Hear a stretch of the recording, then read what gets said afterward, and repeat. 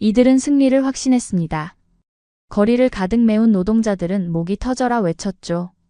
삼성은 우리 없으면 절대 버틸 수 없어. 이제 한국인들도 우리를 무시하지 못할 거야. 그러나 단 한 달 만에 상황은 완전히 뒤집어졌습니다. 지금 그들은 한국인들의 바짓가랑이를 붙잡고 울며 애원하고 있습니다. 제발 살려주십시오. 잘못했습니다. 삼성이 없으면 우리는 끝장입니다. 자존심을 내세웠던 인도 노동자들 결국 바닥에 무릎 꿇고 울면서 애원했어요. 대체 무슨 일이 벌어진 걸까요? 한때 삼성 공장의 자랑이었던 남자. 가난한 과일 장수에서 성공한 인생을 살았던 그 남자가 모든 걸 잃고 후회하며 무릎을 꿇게 된 이유는 무엇일까요? 그 충격적인 이야기를 지금부터 들려드리겠습니다. 안녕하세요. 저는 아르준 파텔입니다. 인도 뭄바이의 가난한 동네에서 태어났습니다.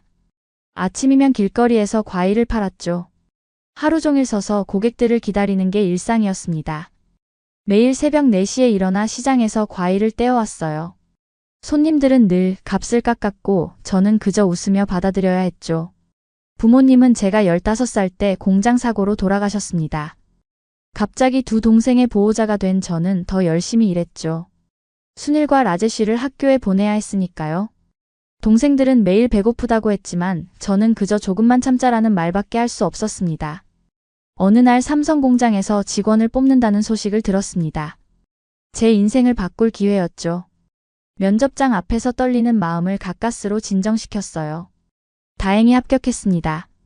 합격 통지를 받은 날, 저는 동생들을 데리고 처음으로 식당에서 밥을 먹었죠. 공장에서 일하는 건 쉽지 않았어요. 밤낮 없이 돌아가는 기계 소리에 귀가 멍했습니다. 하지만 매달 정확히 나오는 월급은 저희 가족에게 큰 희망이었죠. 밤에는 음식 배달도 했습니다. 잠은 줄였지만 저축은 늘어났어요. 삼성에서 일하면서 많은 게 달라졌습니다. 더 이상 비가 오는 길거리에서 과일을 판매하지 않아도 됐죠. 깨끗한 작업복을 입고 에어컨이 나오는 공장에서 일했어요. 처음으로 제 통장에 100만 루피가 쌓였을 때 저는 밤새 잠을 이루지 못했습니다. 동생 순일이 대학에 합격했을 때가 가장 기뻤어요. 제가 번 돈으로 순일의 등록금을 낼 수 있었죠. 순일은 눈물을 흘리며 저를 안았습니다. 그 순간 저는 제 선택이 옳았다는 걸 확신했어요. 이제 라제쉬도 좋은 학교에 다닐 수 있게 됐습니다. 저희 가족은 더 나은 동네로 이사했어요. 이제 방이 2개인 집에서 살 수 있게 됐죠. 매일 아침 깨끗한 물이 나오는 수도꼭지를 보며 행복을 느꼈습니다. 전기도 24시간 들어왔어요. 더 이상 촛불을 켜고 공부하지 않아도 됐죠. 동네 사람들의 시선도 달라졌습니다. 삼성 직원이라고 하면 다들 부러워했어요. 아르주는 이제 잘 살게 됐다는 말을 자주 들었죠. 옛날에 저를 무시하던 가게 주인도 이제는 존중하는 눈빛을 보냈습니다. 저는 자부심을 느꼈어요. 공장에서 일하면서 한국어도 조금씩 배웠습니다. 안녕하세요, 감사합니다 같은 인사말을 할 수 있게 됐죠. 한국 드라마도 보기 시작했어요. 결혼정보회사에서도 연락이 왔습니다. 삼성 직원이라는 말에 좋은 신부감들이 많이 있다고 했죠. 그렇게 라시미를 만났어요. 라시미의 부모님도 저를 마음에 들어 하셨습니다. 삼성에 다니는 사위라니 이보다 좋을 수 없다고 하셨죠. 결혼식 날 저는 세상을 다 가진 것 같았습니다. 동네 사람들에게 자주 말했어요. 노력하면 누구나 성공할 수 있다고요. 제 이야기를 들려주며 희망을 전했죠. 사람들은 저를 보며 꿈을 꾸었습니다. 이제 저는 더 이상 그 가난한 과일 장수가 아니었어요. 삼성이라는 날개를 달고 높이 날아오른 것 같았죠. 하지만 그때는 몰랐습니다. 제가 얼마나 위험한 자만심에 빠져 있었는지, 그리고 그 자만심이 저를 어디로 이끌지도 모른 채 말입니다. 삼성에서 일하며 점점 자신감이 붙었습니다. 공장에서 제가 맡은 일은 스마트폰 부품 조립이었죠. 처음엔 실수도 많았지만 차츰 숙련도가 높아졌어요. 관리자님께서도 제 성실함을 인정해 주셨습니다. 월급이 오르면서 저의 생활도 달라졌어요. 처음으로 명품 시계를 샀습니다. 라시미는 반대했지만 저는 이제 우리도 이런 거 하나쯤은 가질 수 있다며 웃었죠. 삼성 최신 스마트폰도 구입했습니다. 동네 사람들은 제 새 폰을 보며 감탄했어요. 과거의 친구들과 만날 때면 괜히 허세도 부렸습니다. 이거 얼마짜리 와인인 줄 알아? 라며 값비싼 술을 시키곤 했죠. 친구들은 저를 형님이라 부르기 시작했어요. 괜히 뿌듯했습니다. 점점 상류층 모임에도 초대받게 됐어요. 저는 그들의 말투와 매너를 유심히 관찰했죠. 비싼 레스토랑에서 식사하는 법, 와인을 고르는 방법도 배웠습니다. 그들과 어울리면서 저도 모르게 허세가 늘어갔어요. 한국 문화에도 깊은 관심을 가졌습니다. 한국어 학원에 등록해서 열심히 공부했죠. 한국 드라마를 보며 패션 스타일도 따라했어요. 머리도 한국 연예인처럼 염색했습니다. 주변에서는 아르준이 한국인이 된 것 같다며 놀렸죠. 삼성 근무복을 입고 다니는 게 자랑스러웠습니다. 동네 가게에서는 삼성 직원님 오셨네요 라며 특별 대우를 해줬죠. 저는 그런 관심이 점점 더 좋아졌어요. 과거에 저를 무시하던 사람들 앞에서 특히 더 으스대곤 했습니다. 동생 순일이 공부하는 모습을 보며 뿌듯했어요. 너도 나중에 삼성에 들어올 수 있을 거야 라고 자신만만하게 말했죠. 라제시도 이제 사립학교에 다녔습니다. 매달 비싼 학비를 내면서도 전혀 부담스럽지 않았어요. 삼성 직원이라는 타이틀이 주는 특권을 만끽했습니다. 은행에서도 대출이 쉽게 승인됐죠. 새 차도 샀어요. 동네에서 제 차를 보며 저 차가 얼마짜리인 줄 아냐? 며 수군거리는 소리가 들려도 기분 좋았습니다. 아내 라시미는 가끔 걱정스러운 눈치였어요. 너무 과한 거 아니냐고 물었죠. 하지만 저는 이제 우리도 이 정도는 살아야지라며 대수롭지 않게 넘겼습니다. 삼성 공장 근처에 새 아파트도 분양받았어요.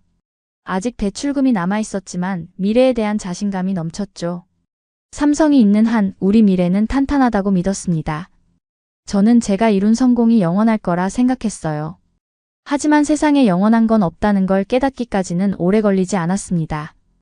교만은 제 눈을 멀게 했고 저는 곧 큰 실수를 저지르게 됐죠. 저녁마다 비싼 레스토랑에서 식사하고 주말이면 골프장에 다녔습니다. 과거의 제 모습은 잊은 채 허세로 가득 찬 삶을 살았죠. 돈이 부족하면 대출을 받으면 된다고 생각했어요. 라시미가 걱정할 때마다 내가 월급 받잖아 라며 넘겼습니다. 이제 저는 완전히 다른 사람이 됐어요.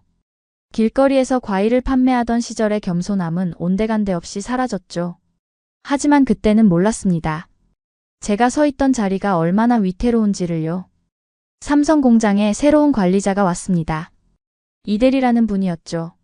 처음엔 괜찮았어요. 하지만 점차 생산성을 강조하기 시작했습니다. 목표량을 맞춰야 한다, 불량률을 낮춰야 한다는 말이 매일 반복됐죠. 한국인 직원들의 월급 명세서를 우연히 보게 됐어요. 저와 비슷한 일을 하는데 3배나 많은 급여를 받고 있었습니다. 가슴 한켠이 불편해졌죠. 우리는 같은 일을 하는데 왜 이렇게 차이가 나지? 라는 생각이 자꾸 들었어요. 그때 디팍이라는 사람이 제게 접근했습니다. 처음엔 평범한 동료인 줄 알았죠. 그는 자주 저를 찾아와 이야기를 나눴어요. 아르준, 자네는 이런 대우를 받아도 괜찮나? 라는 말로 시작해서 점점 더 깊은 대화를 나눴습니다. 디팍의 말은 설득력이 있었어요. 우리가 삼성의 실적을 만드는데 왜 한국인들만 좋은 대우를 받지? 라는 말에 저도 모르게 끄덕였죠. 공장 안에서 이런 불만이 서서히 퍼져나갔습니다. 이 대리님은 상황을 눈치챘나 봐요. 여러분들의 급여는 인도 평균보다 훨씬 높습니다. 라며 설명하려 했죠. 하지만 우리 귀에는 그저 변명으로만 들렸어요. 한 번 의심이 생기니 모든 게 불만스러웠습니다. 디팍은 더 적극적으로 저를 설득했어요. 아르준, 당신은 이제 영향력 있는 사람이야. 노동자들이 당신을 신뢰해라며 제 자존심을 건드렸죠. 저는 그의 말에 점점 빠져들었습니다. 야간 근무가 끝난 후 디팍은 몇몇 직원들과 비밀 모임을 가졌어요. 우리가 단결하면 삼성도 우리 요구를 들어줄 수밖에 없다고 했죠. 저는 그 자리에서 노동자 대표로 추천됐습니다. 한국인 관리자들은 우리를 이해하지 못했어요. 이 대리님이 여러분, 이러지 맙시다라고 설득할 때마다 오히려 반감만 커졌죠. 우리는 그를 회사의 앞잡이라고 불렀습니다. 집에서는 라시미가 걱정했어요. 당신 이상해졌어. 예전에 당신이 아니야 라고 했죠. 하지만 저는 이제 우리도 목소리를 내야 할 때라며 듣지 않았습니다. 노동자들 사이에서 저는 영웅이 됐어요. 아르준이 우리를 이끌어줄 거야 라며 믿어주었죠. 그 신뢰가 저를 더 큰 착각에 빠지게 했습니다. 디팍은 매일 밤 새로운 이야기를 들려줬어요. 다른 나라에서는 파업으로 성공한 사례가 많아라며 자료를 보여줬죠. 지금 생각하면 그게 모두 거짓이었을 텐데 그땐 진실이라 믿었습니다. 공장 안에서는 우리는 착취당하고 있다는 말이 당연하게 퍼졌어요. 누군가 참고 견디자라고 하면 비겁자 취급을 받았죠. 이성적인 판단은 사라지고 감정만이 남았습니다. 결국 우리는 파업을 결정했어요. 딥하기 이번이 기회다라고 했죠. 저는 그 순간 제가 역사를 만들고 있다고 착각했습니다. 하지만 그건 제 인생 최대의 실수가 될 줄은 몰랐어요. 라쉬미의 마지막 경고도 무시했습니다. 당신이 쌓아온 모든 걸 잃을 수 있어라는 말에도 귀 기울이지 않았죠. 저는 이미 딥하게 달콤한 말에 중독되어 있었어요. 드디어 우리는 파업에 들어갔습니다. 공장 정문 앞에서 1000명이 넘는 직원들이 시위를 벌였죠. 저는 가장 앞에서 구호를 외쳤어요. 임금 인상, 차별 철폐를 연신 외치며 목이 쉴 때까지 소리쳤습니다. 우리의 요구사항은 분명했어요. 임금을 2배로 올려달라는 것, 주 5일 근무 보장, 만약 직원이 사망하면 가족 중 1명을 고용하고 자녀들의 사립학교 학비를 지원해달라는 것이었죠. 딥학은 이 정도는 당연한 요구라며 부추겼습니다. 동생 순일이 찾아왔어요. 형, 이러다 큰일 날 것 같아라고 걱정했죠. 하지만 저는 오히려 화를 냈습니다. 넌 아직 어려서 몰라. 우리가 삼성을 이길 수 있어. 이제 한국인들이 우리를 무시하지 못할 거야. 라쉬미는 매일 밤 울었습니다. 당신 미쳤어요? 이 직장이 얼마나 소중한데? 다른 회사는 이런 복지도 없다고요 라고 애원했죠. 저는 그런 라쉬미를 비겁자 취급했어요. 당신은 영원히 노예로 살고 싶은 거요? 라고 했습니다. 시위는 점점 과격해졌어요. 누군가 공장 벽에 페인트를 뿌렸고 회사 차량에 돌을 던지기도 했죠. 저는 말리지 않았습니다. 오히려 우리의 분노를 보여주자며 조장했어요. 이 대리님이 협상을 제안했습니다. 합리적인 선에서 해결하자고 했죠. 하지만 저는 콧방귀를 뀌며 거절했어요. 우리는 끝까지 갈 겁니다. 삼성이 우리 없이는 못 살아요 라고 했습니다. 밤에는 몰래 다른 공장의 노동자들을 찾아다녔어요. 우리와 함께하자며 선동했죠. 딥학은 아르준, 자네는 훌륭한 지도자야 라며 제 어깨를 두드렸습니다. 한국 본사에서 관리자들이 왔어요. 상황을 살피더니 심각한 표정을 지었죠. 저는 그들의 표정을 보며 우리가 이기고 있다고 착각했습니다. 보세요, 저들이 당황하고 있잖아요 라고 동료들에게 말했어요. 삼성은 묵묵부답이었습니다. 우리의 요구에 아무런 반응도 보이지 않았죠. 하지만 저는 이게 좋은 징조라고 생각했어요. 저들이 곧 항복할 거야. 우리가 이길 때까지 버티자라고 했습니다. 생활은 점점 힘들어졌어요. 월급이 끊기니 대출금을 갚을 수 없었죠. 은행에서는 독촉 전화가 왔습니다. 하지만 저는 곧 더 많은 돈을 받을 수 있다며 무시했어요. 동료들 중 일부가 흔들리기 시작했습니다. 이러다 직장 잃는 거 아니냐며 불안해했죠. 저는 그들을 꾸짖었어요. 지금 포기하면 영원히 노예로 살아야 해라고 말했습니다. 딥학은 계속해서 저를 부추겼어요. 이제 거의 다 왔어. 삼성이 곧 항복할 거야 라고 했죠. 저는 그의 말만 믿었습니다. 다른 의견은 모두 무시했어요. 파업이 한 달째 접어들었을 때 공장 주변 가게들이 문을 닫기 시작했습니다. 우리 때문에 장사가 안 된다며 원망했죠. 하지만 저는 더 큰 대의를 위해 감수해야 한다고 말했어요. 우리의 오만은 하늘을 찔렀습니다. 하지만 그때는 몰랐죠. 우리 앞에 어떤 시련이 기다리고 있는지를요. 새벽부터 경찰들이 쏟아져 들어왔습니다. 1000명이 넘는 경찰 병력이 우리를 포위했죠. 저는 급하게 동료들을 모았어요. 절대 폭력을 쓰지 말자. 평화 시위를 계속하면 경찰도 우리 편이 될 거야 라고 외쳤습니다. 하지만 현실은 달랐어요. 경찰은 우리에게 해산을 명령했습니다. 10분 안에 모두 귀가하라고 했죠. 저는 버티자고 했어요. 우리가 물러서면 모든 게 끝난다며 동료들을 설득했습니다. 그때 최루탄이 터졌어요. 순식간에 하얀 연기가 퍼졌죠. 눈이 따갑고 숨을 쉴 수가 없었습니다. 동료들이 뿔뿔이 흩어졌어요. 저는 도망가지 말자고 소리쳤지만 제 목소리는 아무도 듣지 못했죠. 경찰은 무차별적으로 체포를 시작했어요. 저도 체포됐습니다. 수갑이 채워지는 순간 저는 처음으로 두려움을 느꼈죠. 경찰차에 실려가면서 라시미의 얼굴이 떠올랐어요. 제가 탄 경찰차에는 5명의 동료가 더 있었습니다. 모두 고개를 숙인 채 침묵했죠. 창밖으로 보이는 공장 모습이 낯설게 느껴졌어요. 한 달 동안 우리가 지켰던 그 자리가 순식간에 무너져 버렸습니다. 구치소는 냉랭했어요.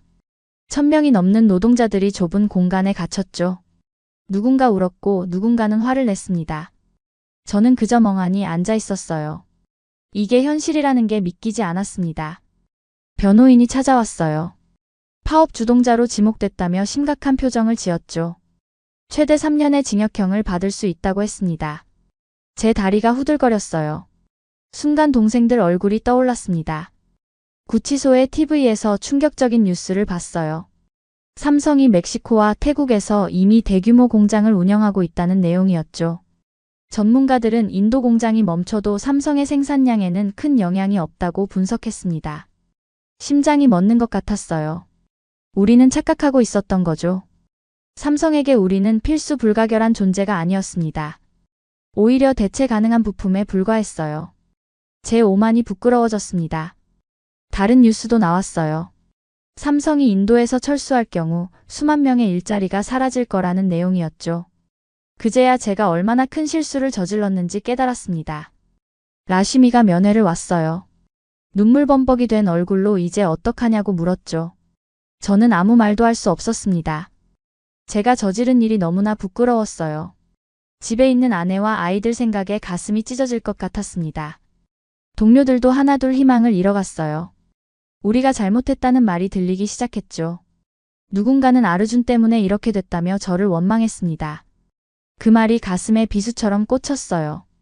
밤마다 잠을 이루지 못했습니다. 제가 이끌던 사람들의 얼굴이 떠올랐죠. 그들의 가족들, 그들의 미래까지 제가 망쳐버린 것 같았어요. 자책감에 몸부림쳤습니다. 구치소에서 보낸 시간은 제 인생에서 가장 긴 시간이었어요. 하루하루가 지옥 같았죠. 저는 매일 밤 이 모든 게 꿈이었으면 좋겠다고 빌었습니다. 그러나 이건 시작에 불과했어요. 더 큰 충격이 저를 기다리고 있었죠. 딥학의 정체, 그리고 그가 우리를 어떻게 이용했는지 알게 되면서 저는 완전히 무너져 내렸습니다. 구치소에서 충격적인 소식을 들었습니다. 딥학의 진짜 정체가 드러난 거죠. 처음엔 믿기지 않았어요. 딥학이 극단 민족주의 단체의 일원이라니 누군가의 농담처럼 들렸습니다. 경찰 조사 과정에서 모든 게 밝혀졌어요. 딥학의 단체는 외국 기업들을 인도에서 몰아내는 게 목표였죠. 국익을 위한다는 명분으로 수년간 활동해온 극단주의 조직이었다는 사실을 알게 됐습니다. 인도의 기업들이 성장해야 한다. 외국 기업들은 우리의 적이다. 딥학이 단체 집회에서 했던 말이 녹음되어 있었어요. 그는 처음부터 우리를 이용해 자신들의 목적을 달성하려 했던 겁니다. 구치소에서 만난 다른 노동자가 들려준 이야기는 더 충격적이었죠. 딥학은 다른 공장에서도 같은 일을 벌였다고 해요. 현대, LG 공장에서도 노동자들을 선동했다가 실패하자 잠적했다는 겁니다. 딥학의 수법은 늘 똑같았어요. 먼저 노동자 중 영향력 있는 사람을 찾아 접근했죠. 그리고 그들의 자존심을 건드리고 분노를 부추겼습니다. 저는 그의 완벽한 타겟이었던 거예요. 저는 분노로 가슴이 찢어질 것 같았습니다. 구치소 벽을 치며 소리를 질렀죠. 딥학, 네가 어떻게 우리를 이렇게 배신할 수 있어. 하지만 소리치는 것 말고는 아무것도 할 수 없었어요. 딥학은 체포되지 않았습니다. 이미 해외로 도주한 뒤였죠. 경찰은 그가 여러 가명을 사용해왔다고 했어요. 우리는 그의 진짜 이름조차 몰랐던 겁니다. 심지어 그가 쓰던 휴대폰도 모두 일회용이었죠. 라시미가 또 면회를 왔어요. 당신이 딥학의 말에 속은 걸 아니까 경찰이 선처해준대요 라고 했습니다. 하지만 그게 무슨 의미가 있나요? 저는 이미 모든 걸 망쳐버렸어요. 동료들의 시선이 날카로워졌습니다. 아르주는 딥학의 꼭두각시였어 라는 말이 돌았죠. 변명하고 싶었지만 그들 말이 맞았어요. 저는 딥학의 손안에서 노란한 바보였습니다. 구치소 벽에 기대어 앉아있으면 과거가 주마등처럼 스쳐 지나갔어요. 딥학이 저를 찾아왔던 순간들, 그가 건넨 달콤한 말들, 제가 그 말을 믿었던 어리석은 순간들이 떠올랐습니다. 신문에서는 연일 우리를 비난했어요. 무책임한 파업으로 인도 경제에 큰 타격이라는 헤드라인이 실렸죠. 우리가 일으킨 파업이 결국 인도 경제를 해친다는 걸 이제야 깨달았습니다. 딥하게 단체는 우리 파업을 자신들의 승리라고 선전했어요. 외국 기업이 인도 노동자들의 힘을 두려워한다며 떠들었죠. 저는 치가 떨렸습니다. 우리가 그들의 정치적 도구로 이용당했다는 사실이 너무나 분통 터졌어요. 동생 순일이 면회를 왔습니다. 형, 딥학 같은 사람 조심하라고 했잖아 라고 했죠. 맞아요. 순일은 처음부터 딥학을 의심했습니다. 하지만 저는 동생의 말을 무시했어요. 경찰 조사가 계속될수록 더 많은 사실이 드러났습니다. 딥학의 단체는 인도 정부에서도 주시하는 위험 조직이었죠. 그들은 폭력 시위도 불사하는 과격 단체였어요. 저는 그런 사람들의 손에서 놀아났던 겁니다. 이제 모든 게 끝났다고 생각했어요. 하지만 이건 시작에 불과했죠. 제 앞에는 더 큰 시련이 기다리고 있었습니다. 모든 걸 잃고 후회하는 나날이 시작된 겁니다. 석방된 후 집으로 돌아왔습니다. 아파트 근처에 오자 가슴이 무거워졌어요. 몇 달 전만 해도 당당하게 걷던 이 길을 이제는 고개를 숙인 채 걸어야 했죠. 아파트 경비원은 더 이상 제게 인사를 하지 않았습니다. 현관문을 열자 라시미가 울면서 저를 안았어요. 당신만 돌아오면 된다고 생각했는데 이제 어떡하죠? 집안은 이미 짐이 정리되어 있었습니다. 비싼 가구들은 모두 팔렸고 벽에는 못자국만 남아 있었어요. 은행에서 온 독촉장이 수북히 쌓여 있었습니다. 아파트 대출금을 3개월째 못 갚았다는 내용이었죠. 카드 대금도 연체됐고 공과금도 밀렸어요. 전기가 끊길 위기였습니다. 저희 가족은 파산 직전이었죠. 다음 날 동생 순일이 찾아왔어요. 형은 너무 오만했어요. 삼성이 우리에게 얼마나 큰 기회였는지 몰랐어요? 순일의 말이 가슴을 파고들었습니다. 그토록 자랑스러워하던 동생 앞에서 고개를 들 수 없었어요. 순일은 제가 사준 노트북을 돌려주려 했습니다. 이걸 팔아서라도 생활비를 마련하세요. 저는 고개를 저었죠. 네가 공부하는 데 필요할 거야. 하지만 순일은 이미 휴학을 결정한 뒤였어요. 거리를 걸을 때마다 사람들의 수군거림이 들렸습니다. 저 사람이 파업 주동자래, 삼성을 망치려 했대 이런 말들이 제 귀에 들어왔죠. 한때 저를 부러워하던 사람들은 이제 저를 손가락질했어요. 파업에 참여했던 동료들도 하나둘 연락을 끊었습니다. 그들도 저처럼 실직 상태였죠. 어떤 이는 고향으로 돌아갔고 어떤 이는 일용직 노동자가 됐어요. 우리의 자존심은 바닥을 쳤습니다. 삼성 공장 주변 상권도 무너졌어요. 식당들은 문을 닫았고 가게들은 하나둘 폐업했죠. 저는 그들의 생계까지 망쳐버린 겁니다. 죄책감에 밤잠을 이루지 못했어요. 라시미는 결국 친정으로 돌아갔습니다. 아이들 학비라도 벌어야 해요 라며 떠났죠. 저는 말릴 수 없었어요. 제가 만든 이 상황에서 아내를 붙잡을 자격이 없었으니까요. 아이들은 계속 아빠 언제 와요? 라고 물었답니다. 매일 밤 술을 마셨어요. 과거에 영광스러웠던 순간들이 주마등처럼 스쳐 지나갔죠. 삼성 배지를 달고 당당하게 걷던 날들, 명품 시계를 차고 레스토랑을 드나들던 시절, 모든 게 꿈처럼 사라졌습니다. 동료의 장례식장에 갔어요. 스트레스로 쓰러져 돌아가셨대요. 유가족들이 저를 보자 살인자라며 소리를 질렀죠. 저는 그 자리에서 도망치듯 나왔습니다. 그날 밤 저는 처음으로 죽음을 생각했어요. 아파트는 결국 경매로 넘어갔습니다. 짐을 싸면서 저는 끊임없이 눈물을 흘렸죠. 벽에 걸려있던 삼성 우수사원 표창장을 보며 한없이 후회했어요. 제가 얼마나 어리석었는지 그제야 온전히 깨달았습니다. 삼성이 없는 우리 동네는 마치 죽은 도시 같았어요. 젊은이들은 떠나갔고 희망도 함께 사라졌죠. 저는 이제 길거리에서 마주치는 사람들의 눈을 똑바로 볼 수 없게 됐습니다. 마지막으로 공장 앞을 지나갔어요. 한때 제 꿈이 시작된 그곳은 이제 차갑게 굳어버린 콘크리트 벽만 남아 있었죠. 저는 그 자리에 무릎을 꿇고 엎드려 울었습니다. 돌이킬 수만 있다면 그때로 돌아가고 싶었어요. 하지만 이미 늦었죠. 제 어리석음이 만든 상처는 너무나 컸고 깊었습니다. 이제 저는 모든 걸 잃은 채 길거리에서 과일을 파는 그때로 돌아가야 했어요. 마지막 희망으로 삼성 본사를 찾아갔습니다. 수백 명의 노동자들과 함께였죠. 우리는 모두 무릎을 꿇었어요. 다시 한 번만 기회를 주십시오. 잘못했습니다. 목이 쉴 때까지 애원했습니다. 이제야 알게 됐어요. 삼성이 얼마나 합리적인 기업이었는지를요. 우리가 받던 월급은 인도 평균의 2배였고 복리후생도 최고 수준이었죠. 노동법도 철저히 지켰어요. 우리는 그저 가진 것들에 대한 감사함을 잊고 있었던 겁니다. 현지 언론에서 충격적인 자료를 공개했어요. 삼성이 인도에 투자한 금액, 창출한 일자리 수가 공개됐죠.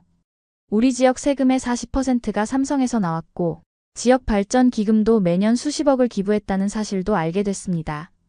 우리의 파업은 삼성에 큰 상처를 남겼어요.